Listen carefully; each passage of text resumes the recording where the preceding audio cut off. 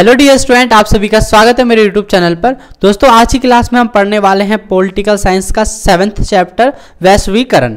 ठीक है दोस्तों, इस वन शॉट वीडियो में सभी इंपॉर्टेंट क्वेश्चंस को मैंने कवर किया है जो भी इस एग्जाम से रिलेटेड है आपके 2025 के और इस चैप्टर से। ठीक है दोस्तों, चलिए आज की क्लास को शुरू करते हैं बिना किसी देरी के साथ। और दोस्तों वीडियो को लास्ट तक देखना, वीडियो को बीच में स्किप मत करना।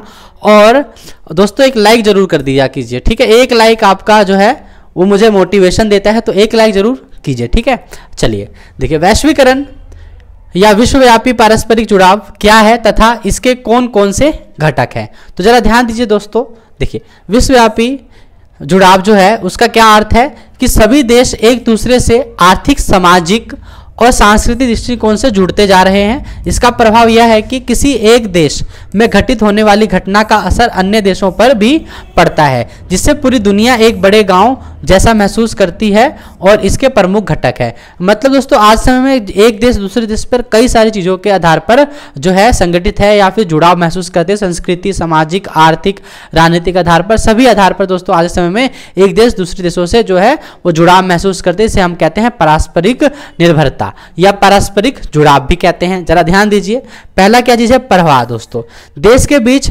पूंजी, विचार, लोग और वस्तुओं का आदान प्रदान किया जाता है। एक देश से दूसरे देश में क्या होता है, ये सारी चीजों का क्या होता है, आदान प्रदान होता रहता है। देखिए आर्थिक जुड़ाव, वैश्विक अर्थव्यवस्था में देशों का एकीकृत होना, जैसे व्यापार, निवेश और बाजार आदि। ठीक है, तो इसे हम बोलेंगे आर्थिक जुड़ाव। तो आर्थिक रूप से भी एक दूसरे से जुड़े रहते हैं, जिसे हम कहते हैं आर्थिक जुड़ाव। सांस्कृतिक एवं सामाजिक जुड़ाव, देखिए तकनीकी और मीडिया के माध्यम से विचारों और संस्कृतियों का आदान प्रदान होता है। जैसे कि आप देखो, जैसे कि आप अमेरिकी मूवीज देखते हो या हॉलीवुड देखते हो, ठीक है, जो मूवियाँ से आपको नॉलेज मिलती है, जो आप इंटरनेट स्क्रॉल कर रहे हो, उन सभी चीज़ों से क्या मिलता है आपको, वहाँ के जो है आज के समय में प्रौद्योगिकी मतलब टेक्नोलॉजी के माध्यम से भी हम एक दूसरे से क्या है जुड़ा हुआ महसूस करते हैं दोस्तों। तो यही चीज़ है कि विश्वव्यापी पारस्परिक जुड़ाव क्या है और इसे कौन कौन से घटक है। तो कौन से घटक है दोस्तों, प्रवाह, आर्थिक जुड़ाव, सांस्कृतिक एवं सामाजिक जुड़ाव। ठीक है, चलिए देखिए नेक्स्ट टॉपिक क्या हमारा, नेक्स्ट टॉपिक है दोस्तों वैश्वीकरण में प्रौद्योगिकी का क्या योगदान है या अवयव वैश्वीकरण के कारणों का वर्णन करो। ठीक है, तो जरा ध्यान से दीजिए कि वैश्वीकरण में प्रौद्योगिकी का क्या योगदान है, इस पर जरा ध्यान दीजिए। तो देखिए दोस्तों वैश्वीकरण में औद्योगिकी का क्या योगदान है, जरा ध्यान दीजिए। देखिए वैश्विक में प्रौद्योगिकी का महत्वपूर्ण योगदान है। जब मैं प्रौद्योगिकी बोलना था दोस्तों, मैं औद्योगिक बोल रहा हूँ आपसे। ठीक है, तो प्रौद्योगिकी का क्या योगदान है, मतलब कि टेक्नोलॉजी का क्या योगदान है दोस्तों। ठीक है, तो जरा ध्यान दीजिए, वैश्वीकरण में प्रौद्योगिकी का महत्वपूर्ण योगदान है। आधुनिक आविष्कारों जैसे टेलीग्राम, टेलीफोन, इंटरनेट, हवाई यात्रा ने संचार और परिवहन को तेज किया, जिससे देशों के बीच विचार, पूंजी, वस्तु और लोगों का आदान प्रदान बहुत आसान हो गया। इससे वैश्वीकरण को तेज गति दी मुख्य कारण है। ठीक है, अब दोस्तों देखो यही तो बोला जा रहा है, क्या बोला जा रहा है कि महत्वपूर्ण योगदान कैसे है, क्योंकि आज समय में जो टेक्नोलॉजी है वो ज़्यादा फास्ट बन चुकी है। जैसे कि क्या, इंटरनेट, हवाई यात्रा, टेलीफोन, टेलीग्राम, ये सारी चीज़ें क्या है, आज के समय में आप एक जगह से बैठकर दूसरी जगह तुरंत फ़ोन मिला लोगे। एक जगह की न्यूज़ आप तुरंत अभी अपने मोबाइल में ही एक्सेस कर सकते हो, देख सकते हो यूट्यूब के जरिए या कोई न्यूज़ चैनल के द्वारा। ठीक है, अब देखिए आगे, तो इसका जो है मुख्य कारण क्या है, जरा ध्यान दीजिए। देखिए सुरक्षा में सुधार, देखिए इंटरनेट और मोबाइल टेक्नोलॉजी ने जानकारी को तेजी से साझा किया है। ठीक है, आगे आवागमन में सरलता, देखिए हवाई यात्रा और परिवहन में सुधार ने व्यापार और पर्यटन को बढ़ावा दिया है। वैश्विक नेटवर्किंग, देखिए प्रौद्योगिकी ने वैश्विक स्तर पर व्यावसायिक और सांस्कृतिक संपर्क को बढ़ावा दिया है। ठीक है, तो दोस्तों हम इसमें कह सकते हैं क्या कि ये सारी चीजें, संचार में सुधार, आवागमन में सरलता और वैश्विक जो है ये आपका नेटवर्किंग, तो ये सारी चीजें क्या करती है, वैश्वीकरण को और ज्यादा जो है मजबूत बनाती है या महत्वपूर्ण बनाती है। ठीक है, चलिए नेक्स्ट टॉपिक पर चलते हैं। देखिए नेक्स्ट टॉपिक क्या है दोस्तों हमारा, नेक्स्ट टॉपिक है वैश्वीकरण के संदर्भ में विकासशील देशों में राज्य की बदलती भूमिका का आलोचनात्मक वर्णन कीजिए। अब देखिए वैश्वीकरण के संदर्भ में विकासशील देशों में राज्य की बदलती भूमिका क्या है या उसका आलोचना देखिए। देखिए वैश्वीकरण के कारण विकासशील देशों में राज्य की भूमिका में परिवर्तन आया। क्या आया दोस्तों, वैश्वीकरण के कारण विकासशील देशों में राज्य की भूमिका में परिवर्तन आया। देखिए पहले जहां राज्य कल्याणकारी योजना मतलब लोगों की वेलफेयर के लिए काम करती थी, वहीं अब सामाजिक सुरक्षा में प्रमुख भूमिका निभाते थे। अब वैश्वीकरण के कारण उनकी भूमिका सीमित हो गई है, मतलब कुछ दायरों तक हो गई है, कुछ जगहों पर हो गई है केवल, ठीक है। अब उससे ज्यादा ये उठ नहीं पाते। देखिए पहले क्या है, नकारात्मक प्रभाव समझे, फिर सकारात्मक प्रभाव पढ़ेंगे, ठीक है। देखिए ध्यान से, वैश्वीकरण ने राज्य की ताकत में कमी करी है। वैश्वीकरण देशों में बहुराष्ट्रीय कंपनियां या प्रभावी हो गई हैं और सरकार को उनकी नीतियों के अनुरूप काम करना पड़ता है। देखिए पहला तो क्या है कि अपनी राज्य की ताकत में कमी आ जाती है, दूसरा क्या है, जो बहुराष्ट्रीय कंपनियां जो आ जाती हैं देशों के अंदर, तो वो जो सरकार होती है देश, उनकी नीतियों से चलती है, बहुराष्ट्रीय कंपनियों की नीति से चलने लग जाती है। लोक कल्याणकारी योजनाओं से सरकार पीछे हट गई है और न्यूनतम हस्तक्षेप वाली नीतियां लागू करती रहती है, ठीक है। तो ये क्या रह गया, नकारात्मक प्रभाव, जो कि हमने पढ़ लिया। अब देखिए सकारात्मक प्रभाव क्या है इसके, जरा ध्यान दीजिए सकारात्मक प्रभाव पे। देखिए सकारात्मक प्रभाव क्या है, राज्य अब तकनीकी सुधारों के माध्यम से अपनी नीतियों को क्या करता है, बेहतर बना रहा है, ठीक है। तो बहुत अच्छा, जैसे आधार कार्ड बन रहा है, वोटर आईडी कार्ड, अभी आपको लंबे लंबे लाइन में नहीं लगना पड़ता है, तुरंत से लैपटॉप या कंप्यूटर ऑन करो और उसमें अपना फटाफट साइट खोलो और जाकर वहाँ पे आवेदन कर दो। चाहे आपको वोटर आईडी कार्ड बनाना हो, चाहे आपको लाइसेंस बनवाना हो, चाहे आपको आधार कार्ड ही बनवाना हो, तो तुरंत आप ऑनलाइन जाके करवा सकते हैं। देखिए राजनीतिक सुरक्षा और कानून व्यवस्था में सुधार हुआ है, जिससे राज्य अपनी क्षमता को बेहतर उपयोग कर पा रही है, ठीक है। आगे अगला क्वेश्चन है दोस्तों, क्या आप इस तर्क से सहमत है कि वैश्वीकरण से सांस्कृतिक भिन्नता बढ़ रही है?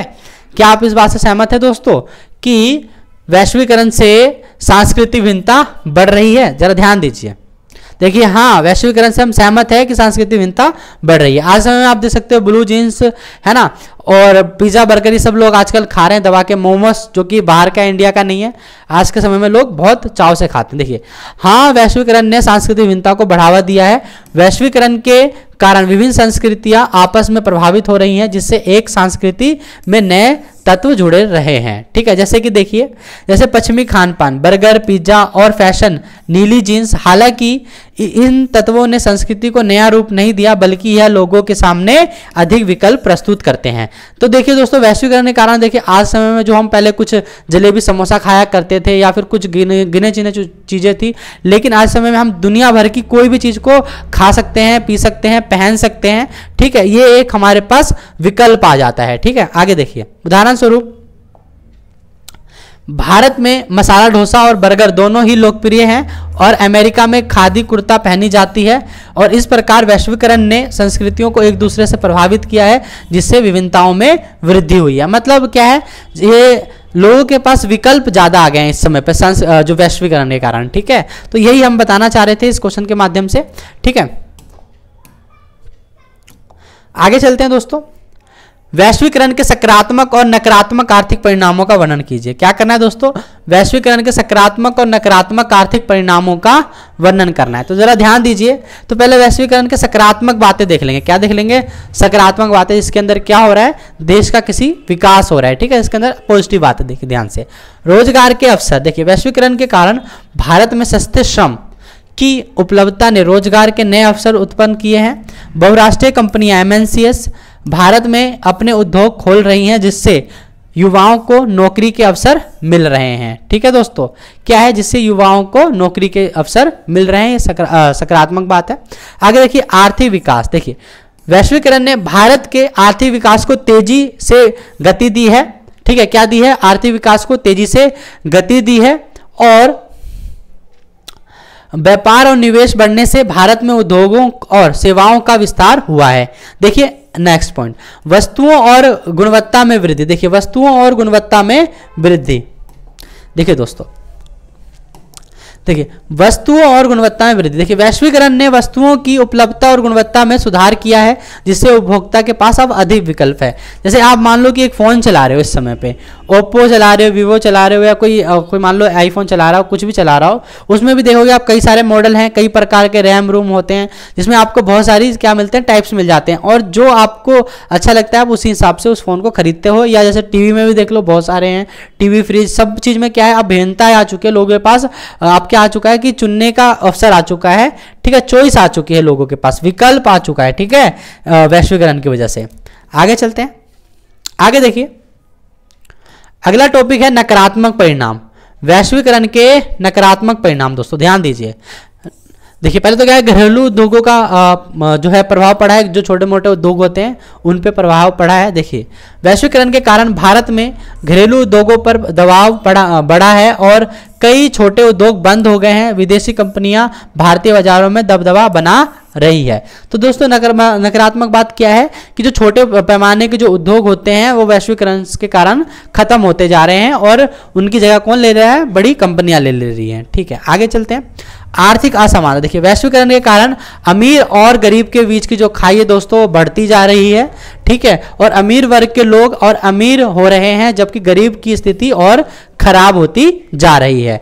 ठीक है, देखिए सरकारी हस्तक्षेप, देखिए सरकारी हस्तक्षेप में कमी। वैश्वीकरण ने सरकारों को कई कल्याणकारी योजनाओं से हाथ पीछे खींचने पर मजबूर किया है और उपभोक्तावाद बढ़ रहा है, जिससे कुछ लोग पूंजीवाद विचारों को फैलाने की चिंता जताते हैं। तो दोस्तों यही चीज़ है कि यहाँ पर क्या है कि अब सरकार कल्याणकारी चीज़ों से अपना हाथ पीछे कर रही है। ठीक है, तो ये क्या था दोस्तों, वैश्वीकरण के कुछ नकारात्मक और सकारात्मक प्रभाव थे। ठीक है, अब आगे देखिए वैश्वीकरण के सांस्कृतिक प्रभावों का वर्णन कीजिए। तो वैश्वीकरण के सांस्कृतिक प्रभाव क्या हुए दोस्तों, जरा ध्यान दीजिए। सांस्कृतिक प्रभाव या पढ़ चुके हो, दोबारा से पढ़ेंगे। देखिए सांस्कृतिक प्रभाव पहले तो पढ़ेंगे पहले पढ़ेंगे सकारात्मक, फिर दोबारा पढ़ेंगे नकारात्मक परिणाम। ठीक है, अब जरा ध्यान दीजिए। देखिए वैश्वीकरण ने सांस्कृतिक विविधता को बढ़ावा दिया है और लोगों को नए विकल्प उपलब्ध कराए हैं। उदाहरण के लिए भारतीय भोजन, पहनावे और संस्कृति का प्रचार विदेशों में हो रहा है। नीली जींस और खादी कुर्ता जैसे मिश्रण दिख रहे हैं। ठीक है, जो सांस्कृतिक वैश्वीकरण का परिणाम है। इससे विभिन्न संस्कृतियां आपस में क्या हो रही हैं, प्रभावित होती जा रही है। ठीक है, और जो कि है आपको समृद्ध बना रही है। ठीक है, आपके पास विकल्प दे रही है। ठीक है, अब देखिए आगे क्या है दोस्तों, नकारात्मक पॉइंट देखिए ध्यान से। नकारात्मक प्रभाव, कुछ लोग मानते हैं कि वैश्वीकरण के कारण विकासशील देशों की परंपरा संस्कृति में बदलाव आ रहे हैं। पश्चिमी प्रभाव जैसे पश्चिमी खान पान, पहनावा, विचारधाराएं इन देशों में बढ़ रही है, जिससे सांस्कृतिक समरूपता, कल्चर होमोजेनाइजेशन का निर्माण हो रहा है। इस प्रक्रिया को मैकडॉनल्डीकरण कहते हैं। मैकडॉनल्डीकरण, ठीक है, इसे हम कहते हैं मैकडॉनल्डीकरण कहा जाता है, जिससे शक्तिशाली देश अपनी संस्कृति को अन्य देशों पर थोपने का प्रयास करते हैं। ठीक है दोस्तों, तो यही चीज थी आपके बताना था कि क्या कि भाई वैश्वीकरण के सांस्कृतिक प्रभाव का वर्णन किया। दो तरह के हो सकते हैं, सकारात्मक और नकारात्मक। दोस्तों ये भी 6 मार्क्स का आ सकता है, और जो इससे हमने ऊपर पढ़ा था कि क्या प्रभाव पड़ रहा है नकारात्मक सकारात्मक, तो वो भी जो है हमारा 6 मार्क्स का क्वेश्चन बन सकता है। ठीक है, तो उसी हिसाब से आप पढ़ेंगे। अब आगे देखिए वैश्वीकरण का प्रतिरोध किन बातों को लेकर किया जाता है, मतलब वैश्वीकरण का विरोध किन बातों को लेकर किया जाता है, ये हमें अभी पढ़ना है। जरा ध्यान दीजिए। देखिए वैश्वीकरण का प्रतिरोध विभिन्न कारणों से होता है। पहला क्या है, वामपंथी विचारधारा। देखिए विचारक वे मानते हैं कि वैश्वीकरण ने सामाजिक असमानता बढ़ाई है और गरीबों की स्थिति खराब की है। लेकिन दक्षिणपंथी विचारक देखिए वह वैश्वीकरण के कारण पश्चिमी प्रभावों के बढ़ने और घरेलू उद्योगों पर नकारात्मक प्रभावों का विरोध किया है। उस तरह से वर्ल्ड सोशल फॉर्म जो कि है WSF, यह एक वैश्विक मंच है जो मजदूरों, युवाओं, महिलाओं और अन्य समूहों के अधिकारों की रक्षा करता है। इसने भी अपनी रिपोर्ट जारी करी। ठीक है, अब आगे अगला क्या है क्वेश्चन दोस्तों कि भारत में वैश्वीकरण का प्रतिरोध किन मुद्दों को लेकर किया गया, मतलब भारत के अंदर वैश्वीकरण का प्रतिरोध मतलब विरोध या आलोचना किन कारणों से किया गया है। तो देखिए निम्नलिखित कारण है दोस्तों। पहले देखिए, पहला क्या, सामाजिक असमानता। वामपंथी विचारकों का मानना है कि वैश्वीकरण ने समाज में असमानता बढ़ाई है। क्या बढ़ाई है, असमानता बढ़ाई है। दूसरा, घरेलू उद्योगों का नुकसान हो गया। औद्योगिक, श्रमिक और किसान संगठन बहुराष्ट्रीय कंपनियों के प्रवेश का विरोध करते हैं, क्योंकि इससे छोटे उद्योगों को क्या हुआ है दोस्तों, नुकसान हुआ है। आगे क्या है, पश्चिमी संस्कृति का प्रभाव। देखिए पश्चिमी संस्कृति का प्रभाव जरा ध्यान दीजिए। देखिए पश्चिमी संस्कृति का प्रभाव, दक्षिणपंथी विचारधारा या विचारक पश्चिमी पहनावे, खानपान और त्योहारों के प्रभाव को लेकर चिंतित है और इससे विरोध करते हैं या इसका विरोध करते हैं। दोस्तों यही है कि भारत पर किस तरीके से नकारात्मक प्रभाव पड़े हैं या फिर भारत ने किस तरीके से इसका विरोध कर रहे हैं। ठीक है, आगे आगे देखिए दोस्तों, अगला है हमारे पास क्वेश्चन, वैश्वीकरण ने भारत को कैसे प्रभावित किया है और भारत ने वैश्वीकरण को कैसे प्रभावित किया, ठीक है ना। मतलब भारत पे वैश्वीकरण का क्या असर पड़ा है या फिर वैश्वीकरण पर भारत का क्या असर पड़ा है। तो जरा ध्यान दीजिए, पहले पढ़ेंगे हम भारत पर वैश्वीकरण का प्रभाव, ठीक है, भारत के ऊपर वैश्वीकरण का प्रभाव, ठीक है। जरा ध्यान दीजिए, आर्थिक प्रभाव देखिए, भारत में आर्थिक विकास तेज हुआ है लेकिन छोटे घरेलू उद्योगों का नुकसान भी हुआ है। वहीं देखिए सांस्कृतिक प्रभाव, पश्चिमी खान पान, पहनावा और विचार भारतीय जीवन शैली में समाहित हो रहे हैं। दूसरा क्या है, राजनीतिक प्रभाव, देखिए बहुराष्ट्रीय कंपनियां भारतीय नीति निर्माण पर प्रभाव डाल रही है, जिससे भारत क्या कर रहा है, भारत की जो है कल्याणकारी छवि पर असर पड़ रहा है, ठीक है। तो 3 पॉइंट है दोस्तों, भारत पर वैश्वीकरण का प्रभाव, आर्थिक प्रभाव, सांस्कृतिक प्रभाव और राजनीतिक प्रभाव, ठीक है। आगे चलते हैं। अब देखिए भारत ने वैश्वीकरण को कैसे प्रभावित किया है, अब जरा ध्यान दीजिए। पहला पॉइंट, सांस्कृतिक प्रभाव, देखिए भारतीय भोजन और संस्कृति विदेशों में लोकप्रिय हो रही है, ठीक है। दूसरा सस्ता श्रम और बाजार, ठीक है, यहाँ पर विदेशी कंपनी जो है यहाँ पर अपनी इंडस्ट्री को स्थापित कर रही है, क्योंकि यहाँ पर क्या है, सस्ता श्रम और बाजार है। भारत को सस्ते श्रम और बड़े बाजार के कारण कई बहुराष्ट्रीय कंपनियां से निवेश मिल रहा है, ठीक है।